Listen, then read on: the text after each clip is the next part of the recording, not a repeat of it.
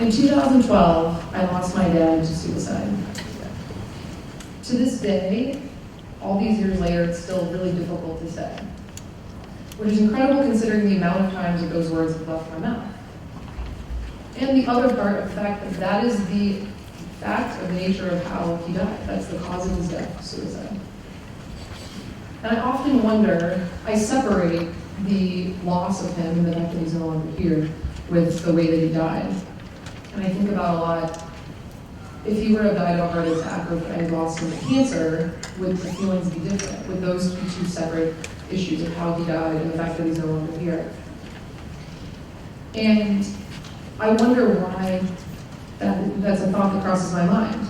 My dad said to me a couple months before his death that he wished he had cancer because he knew something was wrong, we knew something was wrong, and we couldn't get him to leave the house.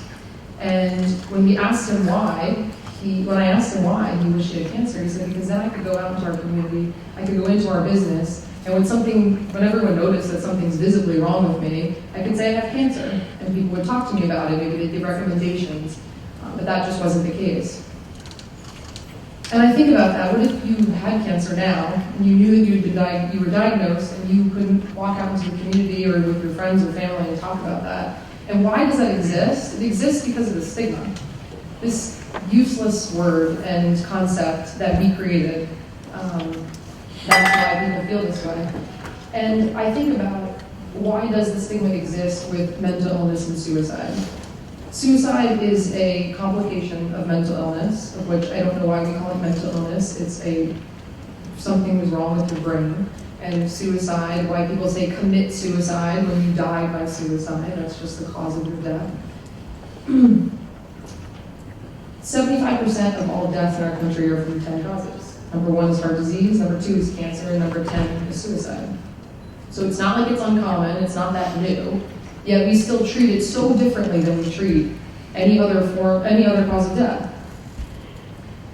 And it's not necessary. There's no reason for this stigma to occur. And so what do we do about it? For decades, cancer and heart disease have had national media campaigns to raise awareness. In October, NFL teams changed the color of their equipment to bring awareness to cancer, and then therefore it opens a conversation. People can talk about how they found out that they were at risk. They discuss with their family that they were at risk and and so that they know it's something to look for. They can share doctor recommendations, find the best specialists all over the country, talk about tips to prevent getting cancer, to prevent getting heart disease. Billions of dollars are crowdfunded from all over the world to research cures for causes of death such as this and diseases. Laws have been changed, medical protocol has changed in order to help with early prevention and risk management of these diseases. So why do we treat it so differently when it comes to mental illness and suicide? And more importantly, how do we stop this? We stop this by connecting. We get out from behind our keyboards. We share our experiences with others, and we listen without judgment to others' experiences. We have to start doing this in order to be able to start moving forward when it comes to this.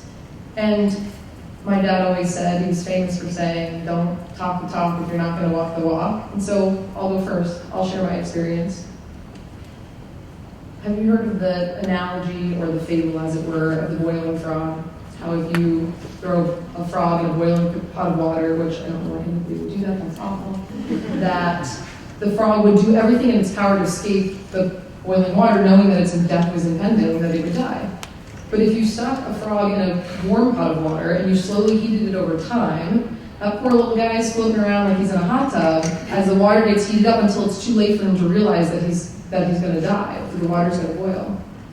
So I always looked at suicide like somebody was choosing to throw themselves into a boiling pot of water. That's why when my dad died this way, I couldn't wrap my head around how he could have chosen to do that. The word commit, as if he chose to do that. When in fact, over time, in the years that followed my dad's passing, I realized it was quite the opposite. When I found myself in a similar situation, that all of a sudden the idea of suicide didn't seem so far away. I lived in a very, very small, past tense, in a very, very small New York City apartment. 2 years after my dad passed, I found myself for weekends at a time not leaving my apartment. Social isolation was like the biggest indicator, right in the last couple, days and weeks of my dad's life, that he not only would not leave our house, but also just chose to be alone a lot. And so 2 years after his passing, when you would think that for 2 years I would have been hyper vigilant about everything that was going on with my brain and my mental health, I found myself not leaving my apartment for days at a time. And I realized at that exact moment that this whole path to two people that die by suicide is that they don't realize that the water's being heated slowly over time. They don't choose to jump into the pot, the water's getting hot over time, and that those people look like just you and I. That they're not the crazy person walking down the street, they're not the person who suffered this unimaginable loss or unimaginable tragedy. They're everyday people who got in a pot of water that slowly started heating over time, and they didn't have the resources or the ability to recognize that something was going on. And so when I noticed that, and the social isolation thing became an indicator and a red flag immediately, I knew I needed to get help. So I started with expert advice. I reached out to a therapist, and over the years I had reached out to lots of experts, many of which were horrible. And I found one that worked for me years past, and I reached back out to her. I started with that small step. I said, I just need to grab onto one thing. I just need to start making steps to be able to kind of figure out how I'm going to dig myself out of this hole. And she started with a simple question. She asked me a question that when she asked it, I laughed because it seemed so ridiculous that I wouldn't know the answer to this. But she said, what do you want to do? What makes you happy? And I could hear the stock answers coming out of my mouth. And when I really started to think about it, I honestly had no idea. My life was moving so fast. I had a successful career in advertising in New York. I connected, or so I thought, with people all the time via social media, on FaceTime, and all the different technologies. And talk about communication overload. There's so many ways that we can communicate with each other, but we're not really connecting. When you're behind a screen, when you're behind a keyboard, you have the ability to feel like you're understanding and you're expressing. And so my family and friends, things went unnoticed by them, but things went unnoticed by me. I thought everything was fine. I had this great career, I lived an exciting life, I saw my friends and family quite often.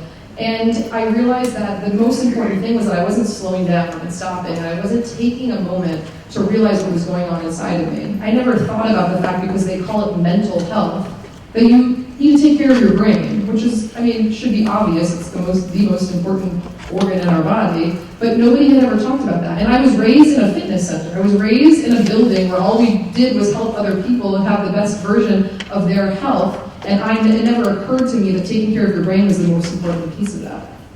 And so over time, I ended up moving back to Florida, and I focused on building what I call my toolkit. I found tips and tricks throughout the years, some that worked, some that didn't, but eventually I built an ideal kit of things that when I start to feel bad, I can reach into to help.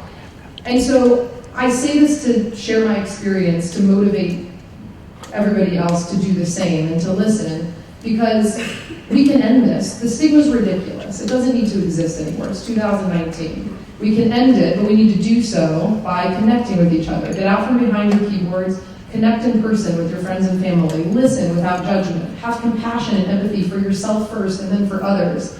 We need to start treating our brains like we treat our bodies, our homes, our families, our social media accounts, and together we can end the stigma before it ends us. Thank you.